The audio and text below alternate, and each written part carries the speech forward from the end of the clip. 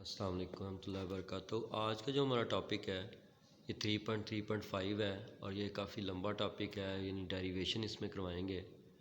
इसमें ये बताना है कि derive the expression for the tension and acceleration in a string during motion of bodies connected by a string and passes over frictionless पुली।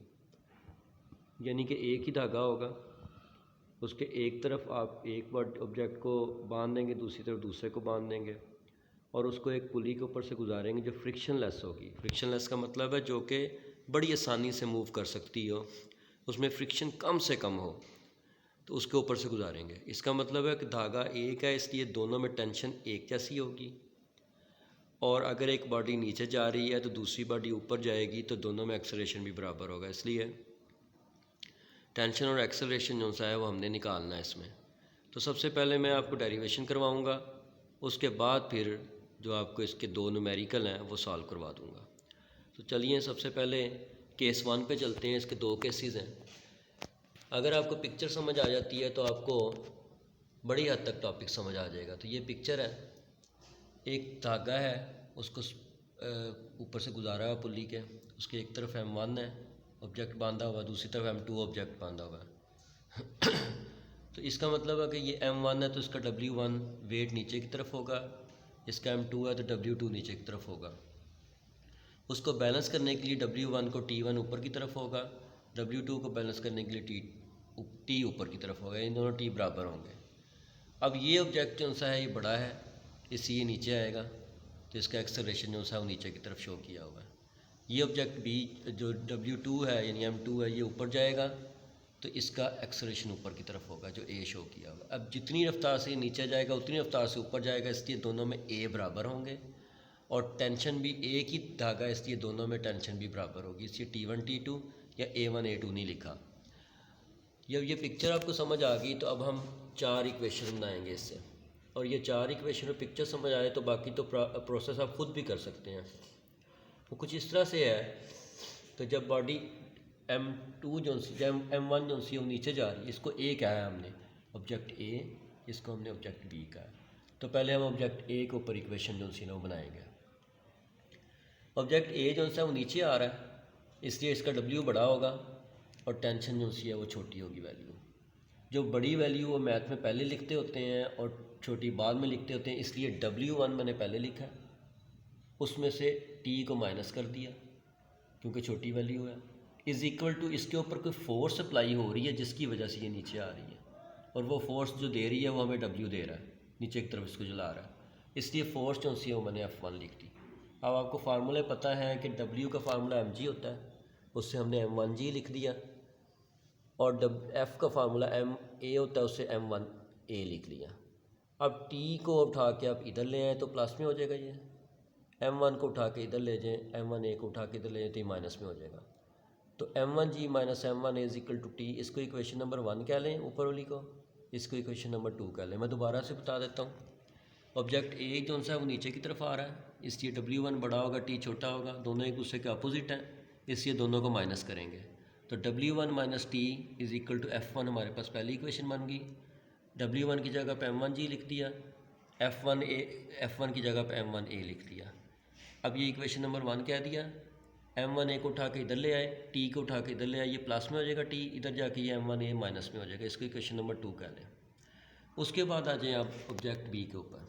अब object B ऊपर जा रहा है, इसलिए T इसका बड़ा होगा और W2 छोटा होगा, वो दोनों मुखालफ एक दूसरे का अपोजिट हैं, इसलिए T में से जो बड़ा T है उसमें से W2 को माइनस कर देंगे। तो इसलिए मैंने लिखा है at object B T minus W2 is equal to F2।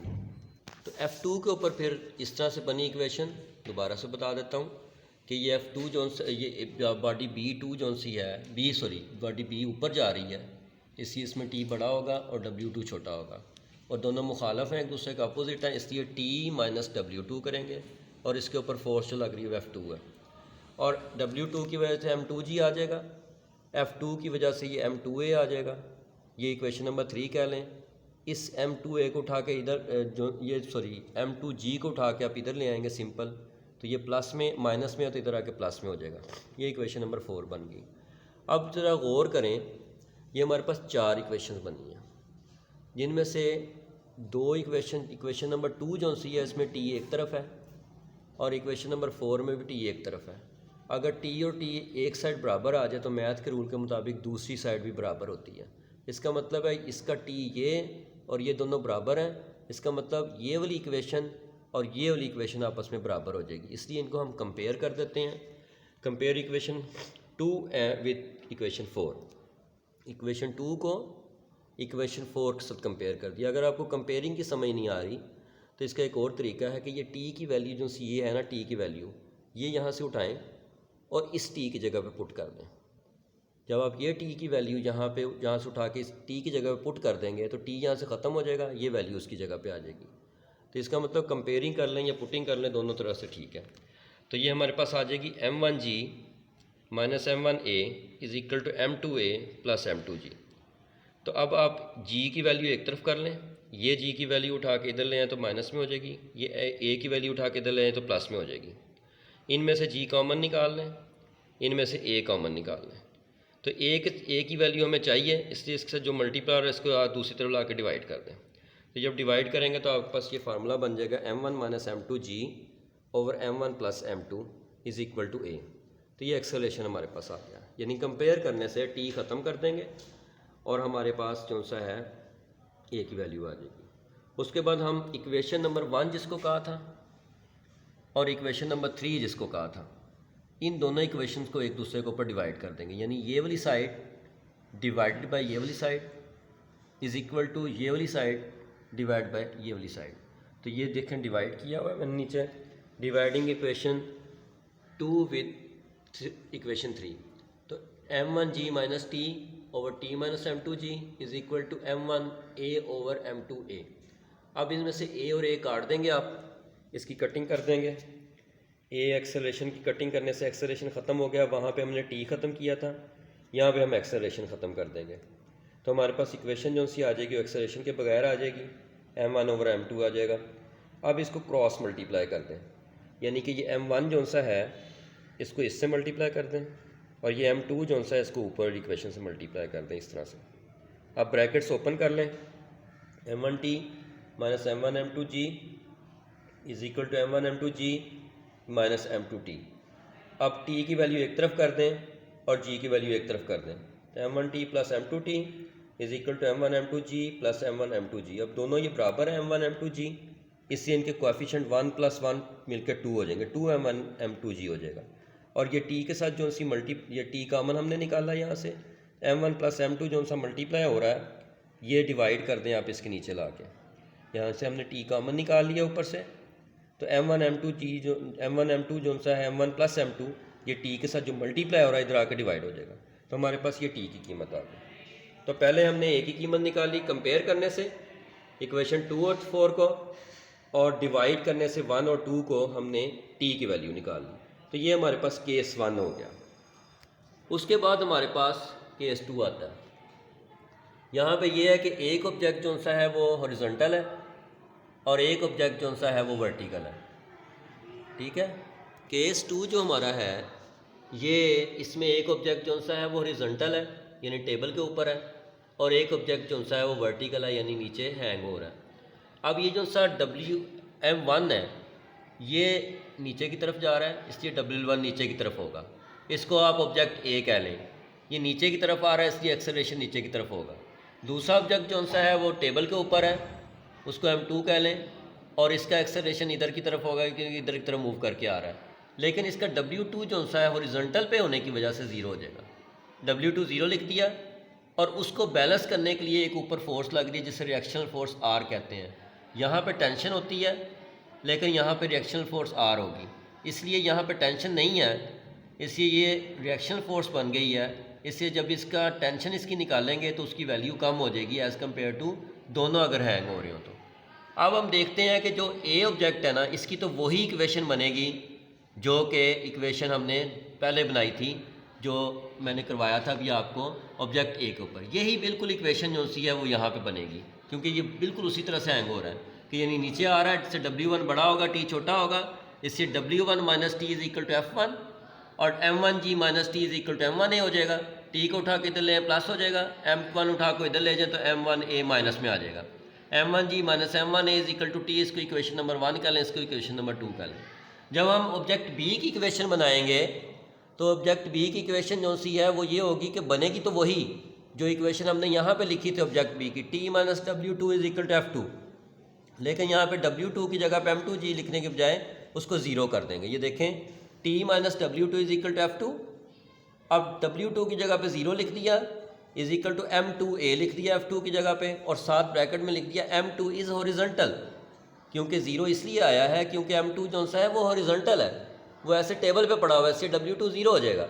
इससे हमारे पास सिंपल इक्वेशन रह जाएगी t is equal to m2a, इसको इक्वेशन नंबर 3 कह लें। अब आपने इक्वेशन नंबर 2 और इक्वेशन नंबर 3 को कंपेयर करना है, यानी कि ये t की वैल्यू इस t में अगर आप पुट कर देते हैं तो t ख़त्म हो जाएगा, या इस t को इस t के साथ कंपेयर कर देते हैं तो m2 की वैल्यू इसकी जगह पे आ जाएगी। तो ये comparing equation number 2 with equation number 3, तो m1g minus m1a is equal to m2a आ जाएगा। अब m1a को उठा के आप दूसरी तरफ ले जाएं तो m1a प्लस m2a हो जाएगा, इसमें से एक कॉमन ले लें तो m1a plus m2 into a आ जाएगा, तो ये a के साथ मल्टीप्लाई हो रहा है, ये इधर आके डिवाइड हो जाएगा। m1g over m1 plus m2 is equal to a, आपके पास एक्सेलरेशन आ गया। अब ये एक्सेलरेशन जो सा है इसकी सिंपल वैल्यू उठाएं यहाँ से, और इक्वेशन नंबर 3 जो सी है इसमें a की जगह पे पुट कर दें, a ख़त्म हो जाएगा, उसकी जगह पे a की वैल्यू आ जाएगी। तो ये हमने a की वैल्यू पुट की है, t is equal to m2a। अब a की वैल्यू ऊपर लिखी हुई है m1g over m1 plus m2, वो इसमें पुट की m1g plus divide by m1 plus m2, तो ये m1 m2 जो उनसे आपस में मल्टीप्लाई हो जाएंगे, m1 m2g over m1 plus m2, तो ये आपके पास टेंशन की वैल्यू आ जाएगी। तो ये सिंपल है, ये पहले से सिंपल है, लेकिन देखें ज़रा गौर करें, यहाँ पे हमने t की वैल्यू निकाली थी 2m1 m2g over m1 plus m2, लेकिन यहाँ पे देखें 2 जो सा है वो ख़त्म हो गया, इसका मतलब एक t जो सा है वो कम होने की वजह से यहाँ पे 2 फैक्टर ख़त्म हो गया। इसी तरह से जब a की वैल्यू देखें तो यहाँ पे m1 माइनस m2 आ रहा था, लेकिन यहाँ पे m2 जो सा है उसका फैक्टर ख़त्म हो गया, m1g over m1 plus m2 आ गया इज इक्वल टू a। तो ये आपका जो सा था टॉपिक हैं दोनों, केस 1 और केस 2, जो कि आपको उम्मीद है कि समझ आ गए होंगे, इसको अच्छे तरीके से कर लीजिएगा। तो इसके जो से न्यूमेरिकल हैं वो 2 हैं, उसकी मैंने पिक्चर बनाई हुई है, ठीक है जी। उसकी पिक्चर जो सी ऐसे है कि ये 52 किलोग्राम का वेट है, जो मैस है जो नीचे हैंग हो रहा है, ये 48 किलोग्राम का मैस हैंग हो रहा है। तो इसलिए m1 m2 हमें दिए हुए हैं, दोनों हैं 52 किलोग्राम और 48 किलोग्राम, और ये ऊपर जा रहा है क्योंकि छोटा है a, और इसका a नीचे आ रहा है क्योंकि ये बड़ा है, टेंशन दोनों में बराबर होगी।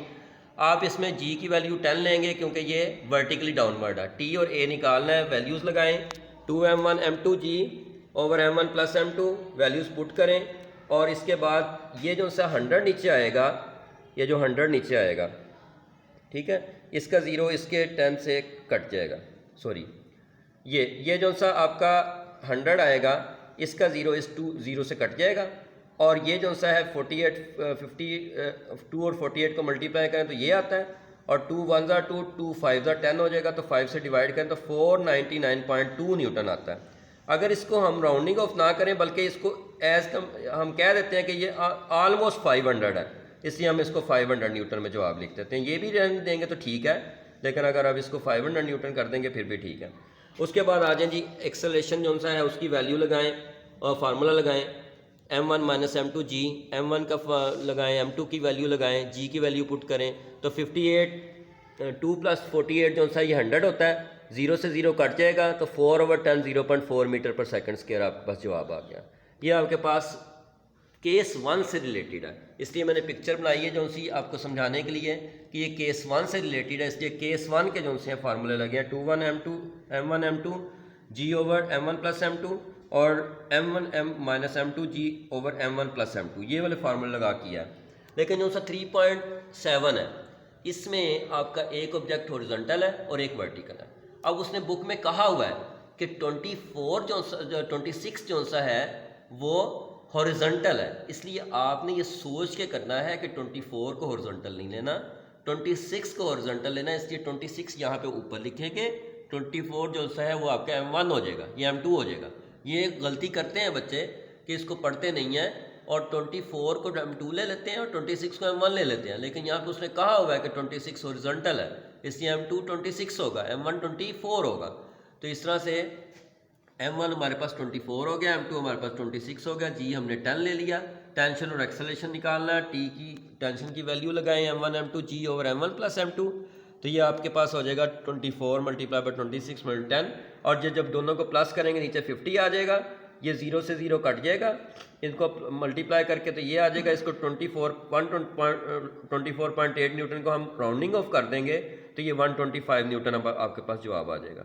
फिर इसमें एक्सेलरेशन आपने निकालना है, तो M1 जी ओवर M1 प्लस M2 की फार्मूला लगाएं, इसमें वैल्यूज़ पुट की, ये नीचे 50 आ गया, 50 के 0 से ये 0 कट गया, 24 ओवर 5 4.8 मीटर पर सेकंड आपके स्क्वायर आपके पास जवाब आ गया। तो इस तरह से ये दोनों न्यूमेरिकल भी जो से हैं आप सॉल्व कर सकते हैं। तो ये आज का टॉपिक था जो कि काफ़ी हैवी टॉपिक था और लंबा टॉपिक था और डेरिवेशन वाला था, इसलिए इसके ऊपर थोड़ा टाइम ज़्यादा लगा है। इसको गौर से देख लीजिएगा, अगर कोई बात समझ ना आए तो बार बार भी इसको देख सकते हैं, समझ सकते हैं। अल्लाह ताला फजल फरमाए। अस्सलाम वालेकुम रहमतुल्लाहि व बरकातुहू।